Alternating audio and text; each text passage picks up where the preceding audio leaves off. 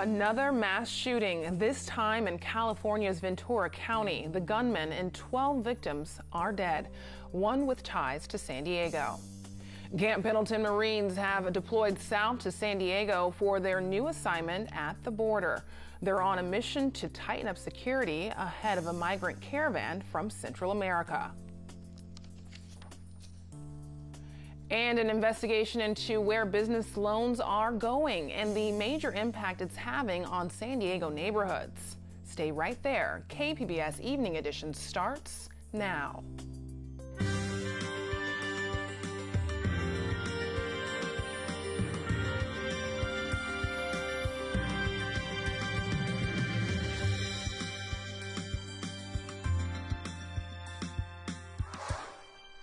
Good evening and thanks for joining us. I'm Ebony Monet. We're learning more details tonight about the Thousand Oaks bar shooting and the 12 victims. Ventura County Sheriff's officials have identified the gunman as a 28-year-old Ian David Long.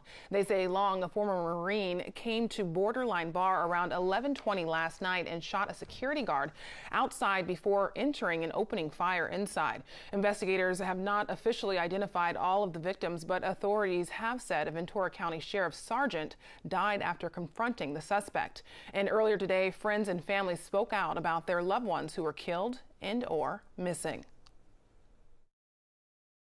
She didn't come home last night. That's what her dad said, and so she's still missing.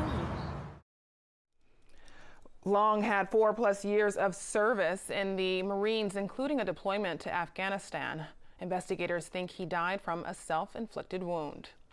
One of the 12 shooting victims had ties to San Diego. 23-year-old Justin Meek was a graduate of the California Lutheran University. He's also a 2014 graduate of Coronado High School.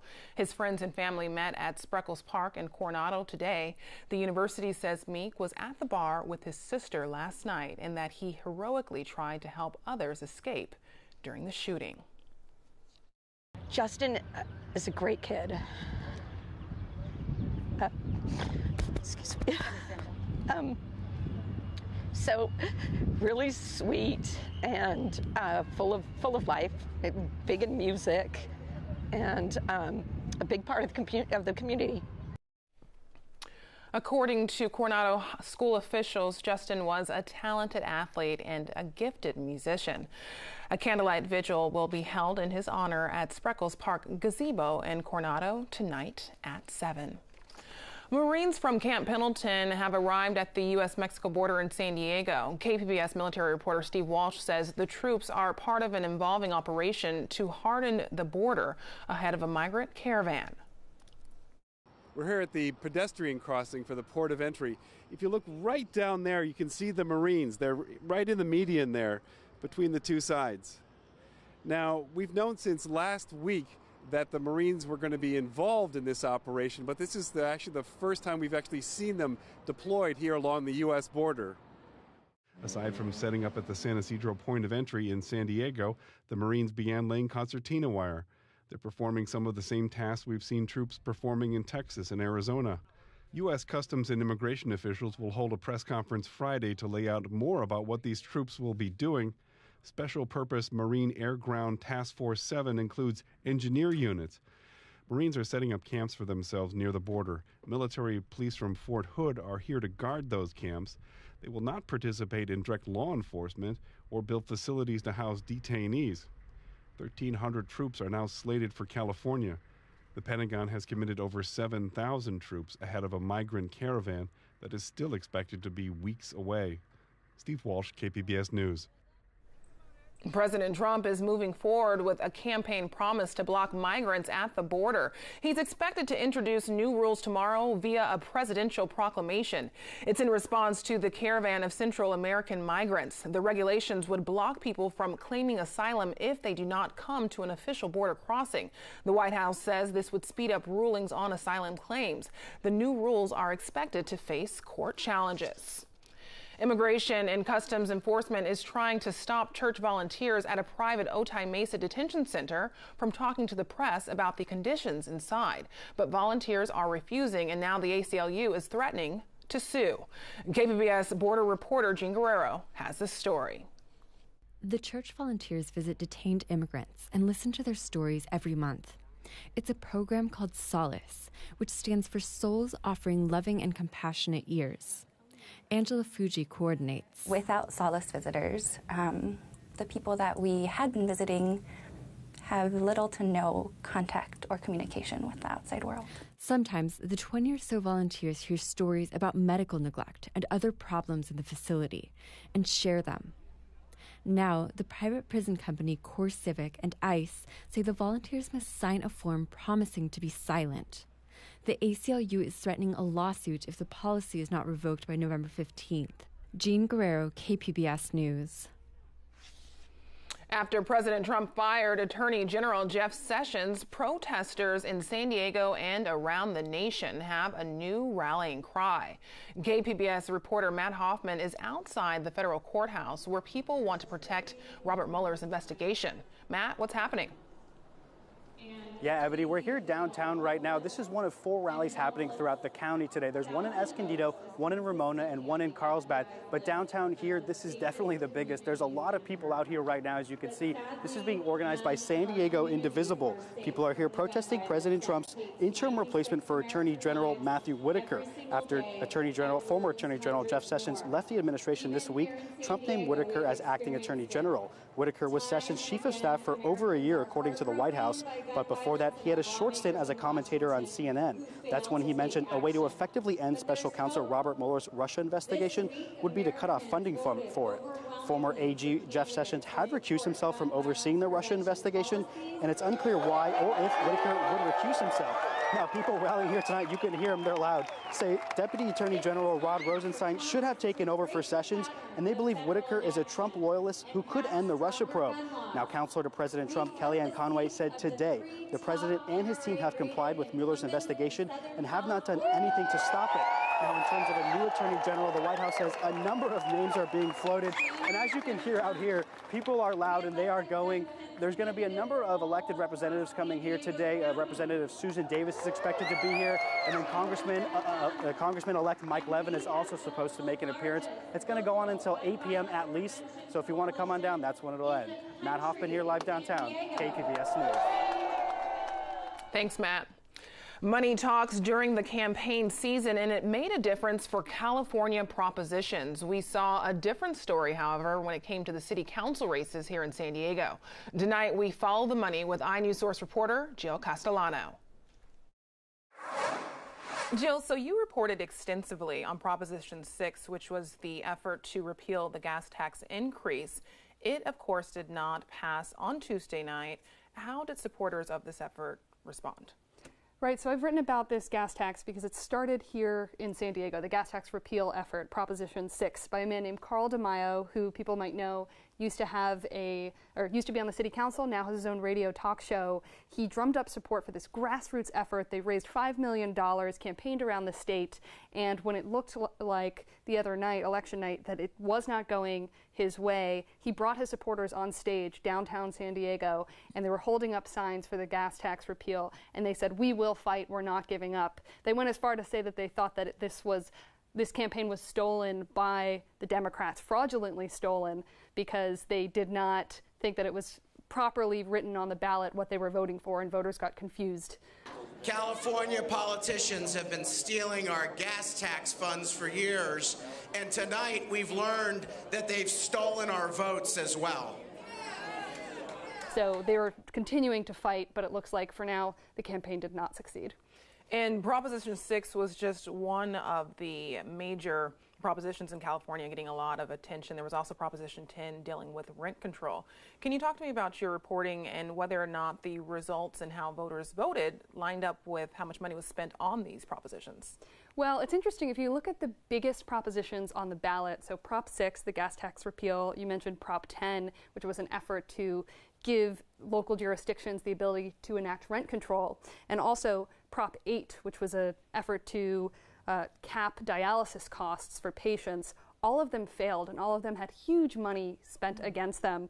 In the dialysis case, $111 million, an all-time record for money spent by an opposition campaign, and it failed pretty badly. That proposition failed 38% to 62%. So all these cases where we had 5-to-1 or 10-to-1 spending by the opposition, all those measures failed. So I think it indicates that money does matter, and money gives you the ability to communicate to voters and try to get them to vote for or against something. It worked in this case. Wow. So moving a little closer to home to San Diego City Council races, there were some surprises. Lori Zaff lost her District 2 to her challenger, Dr. Jen Campbell. Can you talk to me about how much money was spent in this race? Well, Zaff did have the advantage, both the money in her bank account and the money spent to support her. She had about $550,000, and Campbell, the opposition challenger, the Democrat, had about $270,000. If you add on all the money that the Lincoln Club and the Chamber of Commerce here, Republican-leaning groups, spent supporting Zaff, it's another $500,000 or $600,000. So she had a lot of money backing her campaign, but in the end, this district has become more Democratic, and the Democratic challenger, Jen Campbell, was able to pull it off anyway. In moving districts, District 4, another upset, the council president, Myrtle Cole, she was defeated by Monica Montgomery, who ironically used to work for her. Can you talk to me about that race and the money spent on that race? Because it seemed as if Myrtle Cole had more resources behind her. She definitely did. She was by far the establishment candidate, not only Kevin Faulconer, the Republican mayor, supporting her, the Democratic Party supporting her, labor unions supporting her. She had the big money in this race too. And in the couple of days before the election, we actually saw labor groups attack Monica Montgomery, calling her a secret Republican candidate. It was not successful. Once again, we saw that kind of the more grassroots populist candidate was able to prevail in this case. And when you take the city council seats, District 2, District 4 together, this is a really big deal in San Diego. We have not seen a city council candidate lose the incumbency, lose their seat in 27 years, and we saw 2 happen this election day. Wow. iNews Source reporter Joe Castellano, thank you for all of your hard work in following the money this election season. Thank you for having me. iNews Source is an independently funded nonprofit partner of KPBS.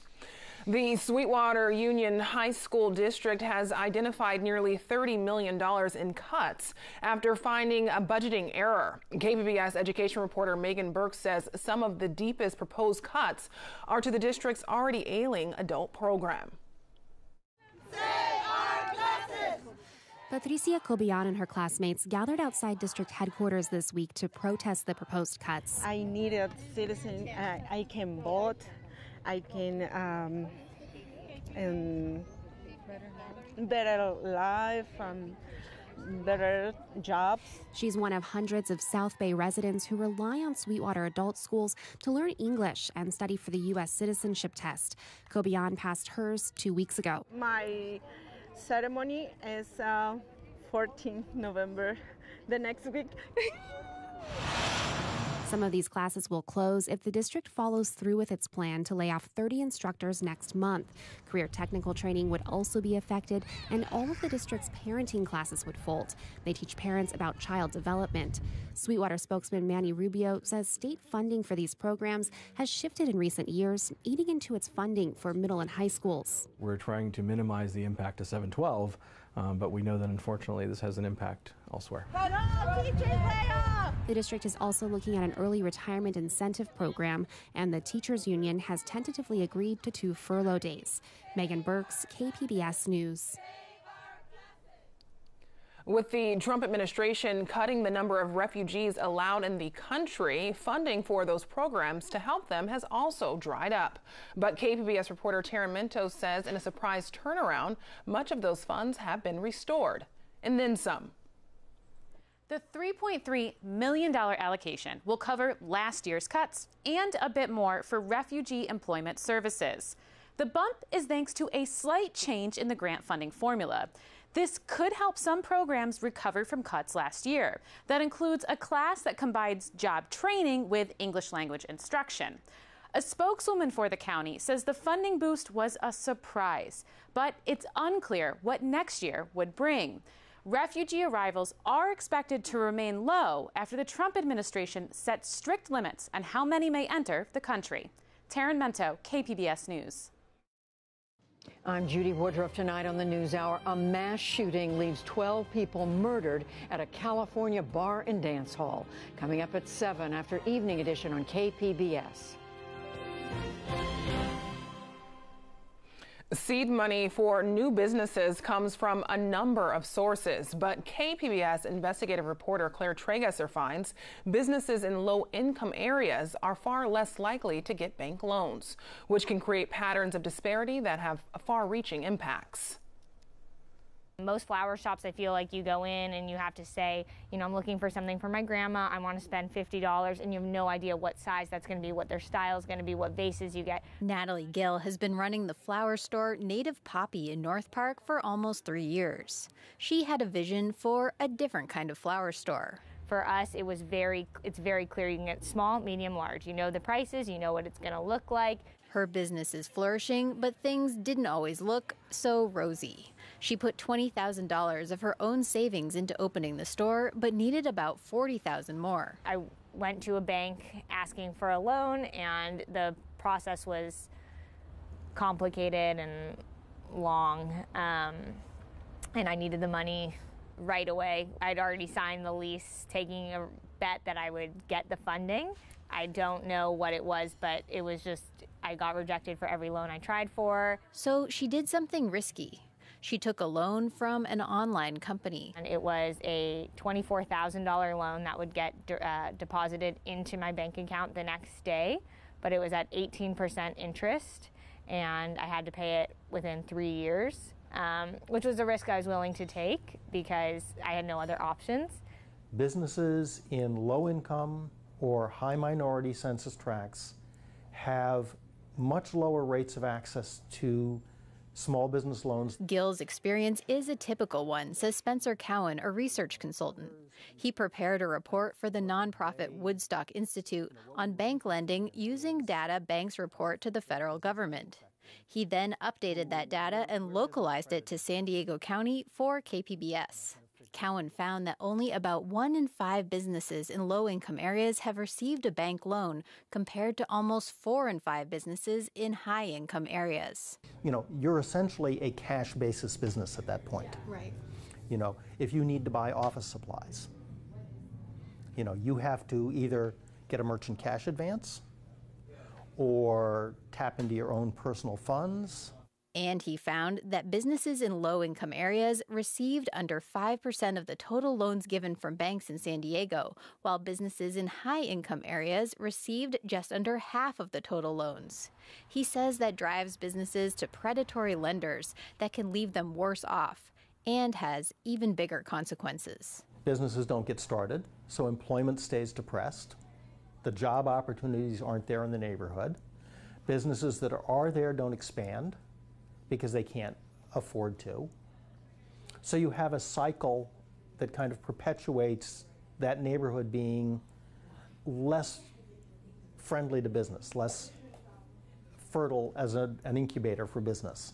Project Rio Collective started out as 5 families who got together from cleaning up the neighborhood here. Tommy Walker is one of the owners of Project Rio Collective, a coffee shop in Paradise Hills that opened 2 years ago. As we cleaned up the community, a lot of people in the neighborhood were saying we wish we had somewhere to hang out, somewhere we could grab a cup of coffee, meet our neighbors, do some homework and study. True to Cowan's findings, Project Rio started not with a bank loan, but with investments from 5 families. And when they went to a bank asking to borrow $4,000 for an espresso machine, they said, no, you guys don't qualify because you haven't been around long enough. They ended up borrowing money from one of the owner's parents, and now they're serving Mexican mochas and lavender lemonades. But Walker says they shouldn't have had to do it on their own. Some neighborhoods might not get the recognition or even the financing that they deserve, or even just, you know, the help that they need. He says he hopes other neighborhoods follow their example by working against the odds to make new businesses happen. Claire Tragesser, KPBS News. Tomorrow, we'll take a look at the different ways small businesses are trying to get money, and to see more about Native Poppy or Project Rio and other San Diego businesses, head to kpbs.org/loans. Tens of thousands of people have been evacuated in Northern California ahead of a fast-moving wildfire in the Sierra Nevada foothills. Acting Governor Gavin Newsom has declared a state of emergency. Witnesses say some people fleeing in cars abandoned them in traffic and ran from the approaching flames. CAL FIRE says structures have been destroyed, but they have not released figures yet. A wildfire is also growing just a few miles from the scene of the mass shooting in Thousand Oaks. Ventura County firefighters are calling it the Hill Fire. It has burned nearly 10,000 acres and is being fanned by Santa Ana winds. Some evacuations have been ordered and the 101 has been closed in the area. Santa Ana winds have San Diego under a red flag warning for the weekend. Dajia Swad has more. As we continue through tonight, might notice those winds picking on up. That's because we have high pressure in place, but that also means clear conditions. No sign of precipitation tonight in Oceanside, the low 45, cooling down to 50 in Borrego Springs and 40 in Mount Laguna. As for San Diego, might be a few clouds, but overall mostly clear with a low of 59. We head into your Friday, getting closer to the weekend. High pressure still out to the north, and this high pressure is creating a Santa Ana wind for your Friday, especially late Friday into your Saturday morning. Gusting winds in towards Southern California there, and that's going to lead to the likelihood for a red flag warning to continue at least through Saturday morning in our surrounding counties. We're talking winds possible up to 60-mile-per-hour gust, and that means some very breezy, and potentially that can push the car a little bit if you're driving. Now, as we top into the lower 80s in Oceanside for your Friday forecast, still under the influence of that high pressure. We'll also be feeling nice and warm in towards San Diego with a high of 79. Upper 70s in towards Borrego Springs and upper 50s for Mount Laguna. In towards the valleys and coastal areas, we'll be really reaping the benefits of warm air, but back into the mountains and deserts, feeling a little bit cooler because there's going to be no clouds to keep in that heat at night. Our outlook for the weekend, dry and nice here across much of California. We'll be looking at some snow into the upper plains and remaining chilly out towards the eastern half of the U.S. As for here at home, your extended forecast near the coast. Once again, tomorrow feeling warm, also going to be on the breezy side. Then that wind, that Santa Ana wind, begins to ease a tad bit as we head into the weekend. So temperatures going to be dropping back into the 70s, but still keeping things pretty sunny, not only at the coast, but inland as well. Topping off at 85 inland and in the lower 80s on Saturday, then a high of 79 on your Sunday. Plenty of sunshine in towards the mountains. Once again, going to be breezy, but also going to be on the cooler side in towards the mountains. For the extended forecast going into the upper 50s, we'll be in the lower 80s Saturday here in the deserts, and then into the 70s by early week. Reporting for KPBS News, I'm your meteorologist, Dajia Swad. Back to you. Discover the next Picasso at the San Diego Art Institute. The organization is hosting a special art sale this weekend. KPBS Arts Calendar editor Nina Guerin gives us a sneak peek at the work by emerging artists. Hello, I'm at the San Diego Art Institute in Balboa Park, where they're getting ready for the C-Note pop-up art sale, a two-day event where you can buy pieces for $100, $200, or $300. My name is Jacqueline Silverman. I'm the executive director at the San Diego Art Institute here in Balboa Park. C-Note is a juried art sale where we have original works of art by artists from the region, and people can see art and buy it on a first-come, first-served basis, starting on Saturday morning at 10 o'clock when we open to the public. We actually have over 200 pieces of art hung on the wall to start the show, representing 100 artists, and they're artists from university students to established working artists in San Diego and Tijuana. And it's a beautiful exhibition with a wide variety of work. So people can walk around, see the work, and if they like something, literally take it right off the wall, walk it up to our cashiers, we'll pack it up for you, purchase it, and take it home. I have a hunch a lot of the work has increased in value, but truly we don't record that or keep track of that element of whose work is valued at what levels. But what we really make a point of is that people buy art based on what pleases them and not based on what the investment value is. We've been doing the C-Note for many years, and at San Diego Art Institute, we believe that art is really necessary for communities to not only survive but thrive. It's an important part of life. That's a core part of our mission, which is advancing the art and artists of our region and also providing a platform for cultural equity and creative expression.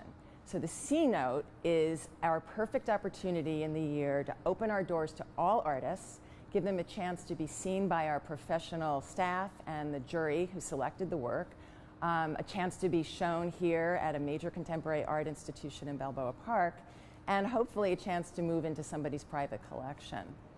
For KPBS Arts, I'm Nina Guerin. You can find tonight's stories on our website, kpbs.org/evening edition. Thanks for joining us. Have a great night.